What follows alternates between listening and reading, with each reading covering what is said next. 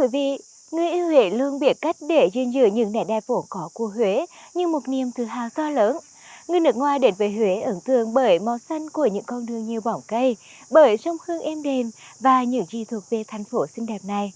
Làm cho Huế ngày càng xanh đẹp và là điểm đến nhiều trải nghiệm hơn.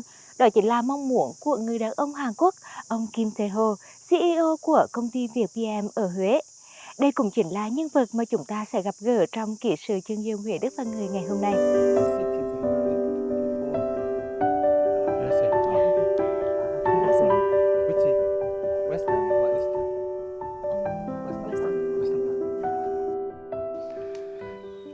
안녕하세요.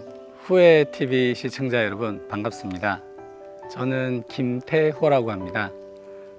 저는 현재 직후 베트남의 비엣 퍼스널 모빌리티 회사의 대표를 맡고 있습니다. 저는 대한민국 부산에서 태어났고요.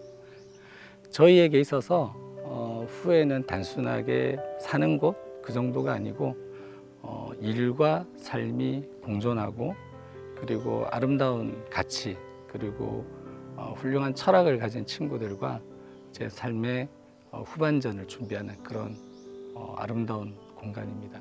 이렇게 뵙게 돼서 너무 반갑습니다. 감사합니다.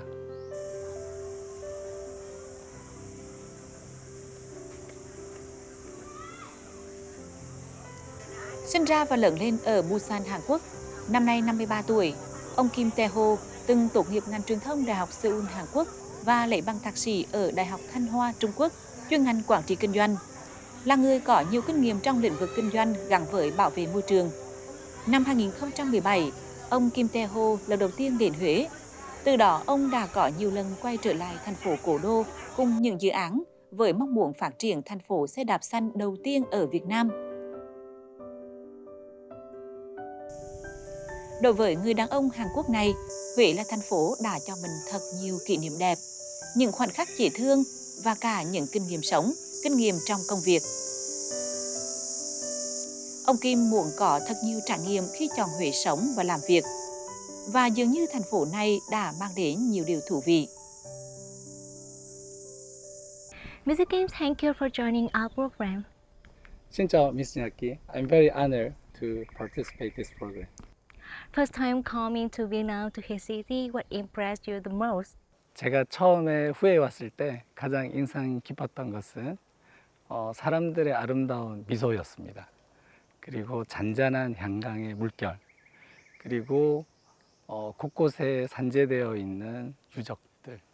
그래서 과거의 조상들의 어떤 숨결이 현재 사람들의 삶 속에 녹아나고 사람들이 그것을 받아들이고 그리고 그 조상들의 가르침과 미래에 대한 어떤 노력들이 상존하는 그런 에너지가 긍정적인 에너지가 저를 후회로 계속 이끌었다고 생각합니다.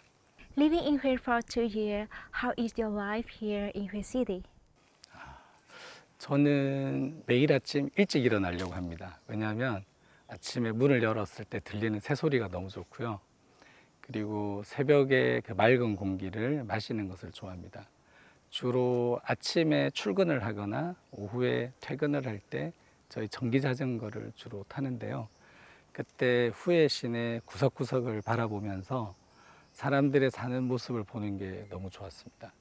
특히 제가 가장 좋아하는 곳은 낀탄이라는 올드 타운인데 수백 년 된 그 보존돼 있는 성벽 안에서 10만여 명의 사람들이 과거와 현재와 미래를 이으면서 사는 모습을 볼 때마다 Thank you for your sharing.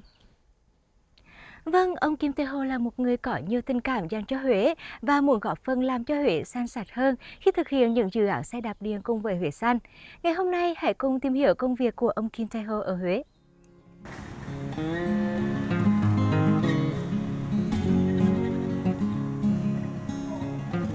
Hiện tại, ông Kim Tae-ho đang điều hành Việt PM, đại diện thương hiệu Geco tại Việt Nam.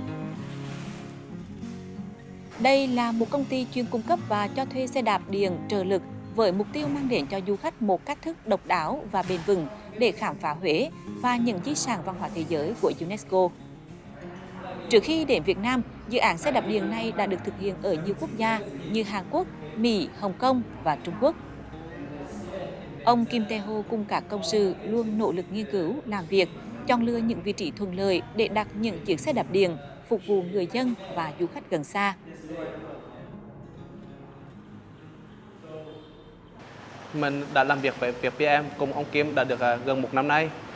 Sau một thời gian làm việc với ông là được học hỏi những thứ tích cực. Dự án giao thông xanh này về với thành phố du lịch Huế đã thúc đẩy nền du lịch xanh của không chỉ riêng Huế mà cùng với Việt Nam này. Bản thân mình đã được đi rất nhiều điểm tham quan ở Huế cũng như là trải nghiệm những ngành nghề dịch vụ của Huế. Khi được làm việc với bác Kim thì bản thân mình học được rất nhiều từ bác. Bác là một người đang tràn đầy năng lượng, thân thiện, kể cả trong công việc và lẫn trong cuộc sống thì bác giúp em rất nhiều điều.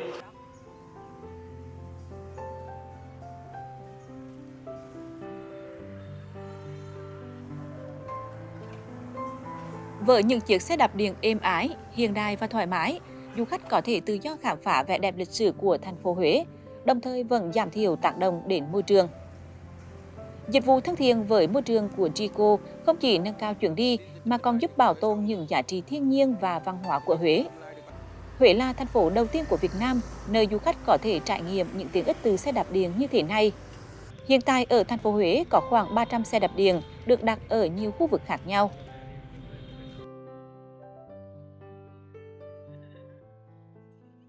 Từ khi em biết có dịch vụ xe đạp điện xanh ở Huế tên là Trico ở trên mạng thì em cảm thấy rất là tò mò và muốn trải nghiệm thử.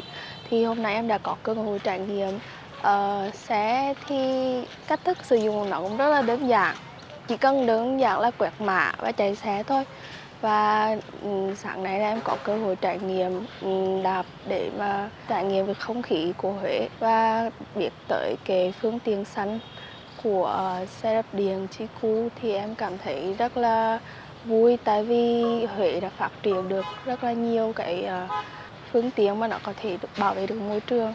Cái điều mà mình thấy thú vị nhất khi mà đạp xe đó chính là được trải qua những con đường đầy cây của Huế với những dưới cái bóng mát, và buổi sáng thì mình có thể được ngắm bình minh, và sau khi đi vào trường Quốc học thì mình cũng không phải là một người dân Huế, mình có thể được thấy một cái ngôi trường, những cái màu trường gá màu đỏ rất là đẹp. Có đạp qua cầu Trường Tiền nữa để được ngắm sông Hương tại Huế thì nó rất là mát mẻ. Và đạp vào buổi sáng rất là thích hợp. Mình nghĩ là nếu mà đạp vào buổi tối cũng sẽ rất là đẹp. Mình thấy là đây là một mô hình rất là phù hợp đối với Huế. Đạp cái xe này thì mình thấy là mình sẽ trải nghiệm được Huế hoàn toàn và chậm rãi. Which country in the world have your electric bicycle in transportation and tourism as a regular means of transport? 보통 유럽의 주요 도시들하고 그리고 아시아의 주요 도시들이 전기 자전거를 출퇴근과 관광 목적으로 많이 사용합니다. 예를 들어 서울 같은 경우는 서울시가 운영하는 따릉이라는 페달 자전거가 아주 유명하고요. 그리고 한국의 한 50여 개 도시에서 저희 직후를 타고 전철역까지 퍼스트 원망. 최근에는 제주도라고 푸꾸옥 같은 한국의 가장 큰 섬의 도시 그 성에서 15분 도시를 발표를 했고요.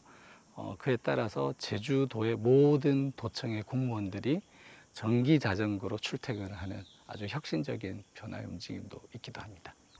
Mr. Kim, why did VPM choose Huế to provide electric bicycle service? 새로운 시장을 들어갈 때는 크게 두 가지를 많이 봅니다.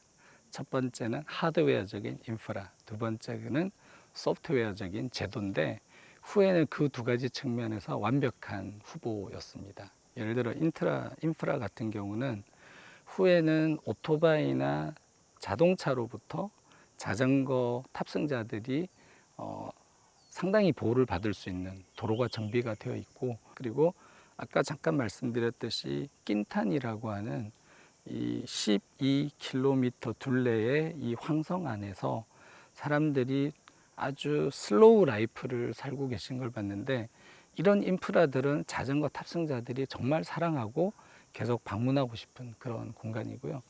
두 번째로는 후에시의 정책적인 의지입니다. 이게 소프트 파워고 소프트웨어인데, 저희가 지금까지 후에시의 자전거 도시 후에라는 그 비전을 저희가 어떤 혁신적인 제안을 해도 도시에서 다 받아. 끝으로는 도시민들의 인식인데 후에 시민들은 그 어느 도시 분들보다 자연을 사랑하고 그리고 슬로우 라이프를 지향하는 어떻게 보면 정말 자전거 도시에 적합한 그런 인프라, 제도, 컬처를 갖고 있다. 이게 저희가 후회를 선택한 이유입니다. Could you share how to use and the benefit of GCool service? 그 직후 서비스 이용 방법은 정말 간단합니다. 먼저 그냥 앱을 다운 받으시고요. 크레딧을 충전하면 되는데 현재 베트남에서는 신용카드 그리고 모모페이 그리고 저희가 파트너들을 통해서 제공하는 할인 크레딧 바우처가 있습니다. 아마 다음 달까지는 비엣 QR로 은행 이체까지 자유롭게 될 예정이고요. 그 앱에서 주변에 렌트 가능한 자전거를 찾고 스캔하고 탑승하고 자유롭게 반납하시면 됩니다. 현재 직후 서비스는 글로벌 5개 국가에서 서비스를 하고 있습니다. 한국에서는 약 50여 개 도시에서 12만 대의 전기 자전거, 전기 스쿠터를 500만 명이 사용하고 있고요. 미국에서는 주요 도시에서 약 5천여 대의 전기 자전거, 전기 스쿠터를 서비스하고 있습니다. 곧 올해 안에 캐나다에도 서비스를 오픈할 예정이고요.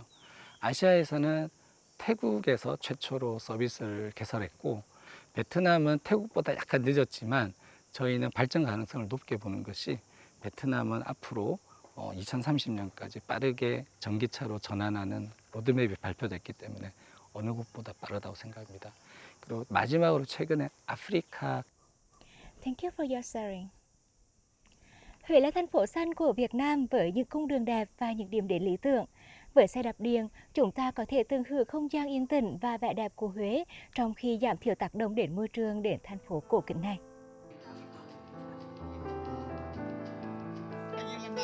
Đây là những hình ảnh ở sự kiện đặc biệt Huế tiên phong phát triển du lịch di sản xanh và thành phố xe đạp do Trung tâm Bảo tồn Di tích Cố đô Huế, Hội đồng Công trình xanh Việt Nam và VietPM, đại diện thương hiệu GCool tại Việt Nam phối hợp tổ chức trong tháng 4 năm 2025. Đây không chỉ là một sự kiện truyền thông đơn thuần mà là một cột mốc mở ra hướng đi chiến lược cho phát triển du lịch gắn với bảo tồn và phát triển bền vững. Ở sự kiện này, GCool được trao giấy chứng nhận nhà cung cấp dịch vụ xanh Lotus. GCool cũng đã trao tặng 20 xe đạp điện cho Trung tâm Bảo tồn Di tích Cố đô Huế nhằm khai thác phát huy giá trị di tích Huế, phục vụ khách du lịch tham quan tại Đại nội Huế, khẳng định sự hợp tác bền chặt trong nỗ lực thúc đẩy giao thông xanh và phát triển du lịch bền vững trong khu vực di tích. We were very proud to host this event. It took some time planning it, but we're really happy with the outcome. And I think it's a good match between the Vietnam Green Building Council's work in bringing sustainability to Vietnam and Hue's commitment, very unusual commitment and proactive commitment to sustainability. So I think it's an excellent match between Le Gabousse and Hue, the city of Hue. But I think we have many more and projects that we're going to be working on with the city of Hue. Tôi rất yêu Việt Nam và Huế. 100 khách mời danh dự cùng nhau đạp xe quanh thành phố để lan tỏa thông điệp về Huế tiên phong phát triển du lịch di sản xanh và thành phố xe đạp và củng cố cam kết của Huế trong việc xây dựng mô hình du lịch xanh bền vững hướng đến tiêu chuẩn quốc tế. Chúng tôi đánh giá cao GCool không chỉ vì những chiếc xe đạp điện mà bởi cách họ nhìn nhận về di sản Huế là một không gian sống sinh động, một hệ sinh thái bền vững. Cái sự hợp tác của GCool mở ra cho Huế một mô hình du lịch mới, nơi mà du khách có thể tiếp cận di sản bằng những cái phương tiện nhẹ nhàng, không phát thải, không ngầu ngào, và qua đó cảm nhận trọn vẹn cái nhịp sống, cảnh quan và văn hóa đặc hữu của đô thị di sản, và từ đó góp phần định hình nên một cái thành phố xanh, nơi mà di sản và hiện đại có thể song hành một cách bền vững. Trong bối cảnh các đô thị di sản đang đứng trước áp lực giữa phát triển kinh tế, bảo tồn, môi trường, mô hình của Huế thể hiện một lựa chọn đầy bản lĩnh, phát triển từ gốc rễ văn hóa nhưng theo cách hiện đại và bền vững. I moved here from Saigon because Hue is green, because Hue is making a lot of efforts to maintain its heritage, its nature, and starting from the beautiful bicycle lanes by the river to now having green e-bikes. I think it's a fantastic idea. I'm very happy that they have events like this where people are encouraged to get outside, use a bicycle and get movement. Movement is very important for your health. Yeah, this morning actually is my first time on an e-bike and I really enjoy it. I think bicycles are very, very important for the green city concept, and this makes the heritage much easier and nicer to enjoy, because on the motorbike you are quicker and beside the pollution, but also you enjoy and you have another, you have another speed. You go slowly and you enjoy the heritage much better. And of course, I'm a heritage preservator, and that's why, of course, I will promote as much as I can, and I like it. It's good, and I'm happy that we have that in Huế now. Đi một vòng thành phố Huế bằng xe đạp thì em cảm thấy vô cùng là bất ngờ, bởi vì cảm giác đấy mang lại cho em rất là nhiều năng lượng và rất là cảm thấy mình được mang lại cái cảm giác rất là được sảng khoái. Và em nghĩ rằng là Huế thật sự là đẹp và xanh, và em nghĩ rằng là đúng là chúng ta nên cũng, bản thân mỗi người cũng nên là bảo vệ thành phố mình càng ngày càng xanh đẹp nữa. Và em nghĩ là cái chủ trương mà để cho Huế thành một thành phố xanh cùng với đạp xe, thì em nghĩ thành phố đạp xe đạp thì cũng rất là ý nghĩa và hay. Being awarded the Lotus Green Service Provider Certificate, what does it mean to you? 한마디로 책임의 시작이라고 할 수 있습니다. 단순하게 우리가 무슨 상을 받았다는 어떤 브랜드 포지셔닝에서 끝나는 게 아니라 이제부터 직후의 서비스가 그 서비스의 크레딧에 걸맞게 책임 있게 자연을 지키고 환경을 보호하고 지속 가능성을 추구한다는 약속이고요.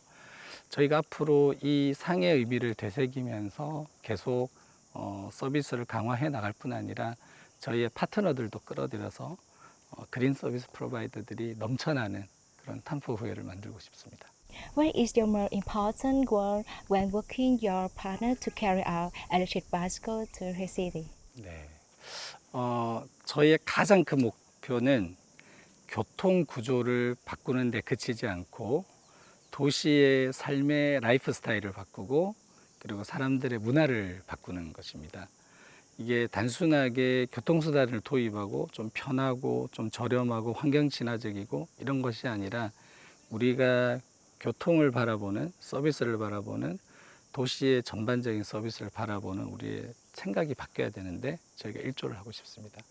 한 예를 들어서 후회보다는 작은 규모지만 그 유네스코 헤리티지를 중심으로 워킹 앤 사이클링 타운을 운영하는 호이안의 사례를 들면 좀 더 포괄적인 면적에서 사람들이 기꺼이 빠름을 내려놓고 편안함을 내려놓고 조금 불편하지만 환경 친화적인 교통수단을 받아들이면서 도시 전체가 쾌적하고 또 더 많은 관광지들이 오고 후에 수변 부분들을 중심으로 최근에 많은 수변 친화적인 환경 친화적인 자전거도로 보도가 생기는데 이런 공간과 기회가 넓어지면서 저는 후에도 빠르게 녹색 교통을 수용하고 이 중심으로 삶의 라이프 스타일이 바뀌는 도시가 될 거라고 생각합니다.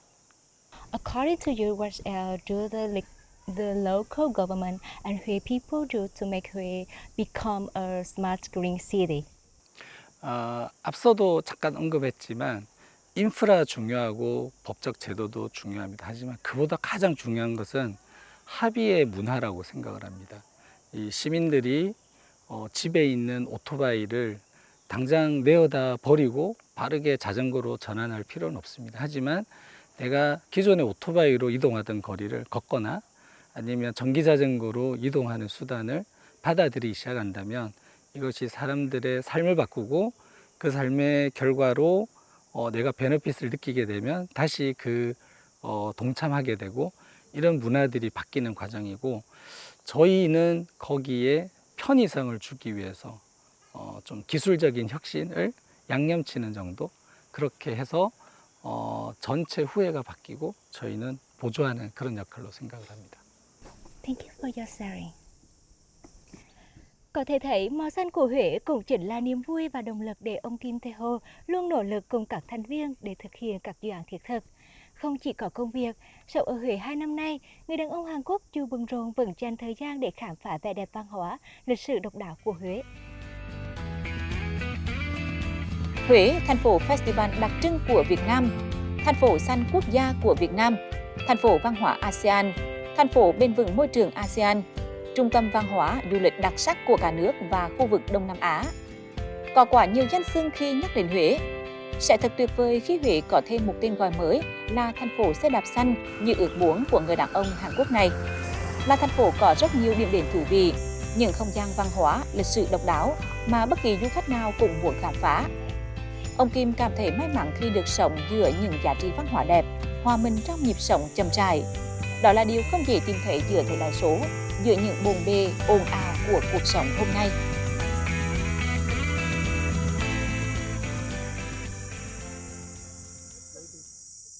Being in Huế for many years, if introducing Huế to your friends, what would you introduce? 후에는 시간이 천천히 흐르는 도시입니다.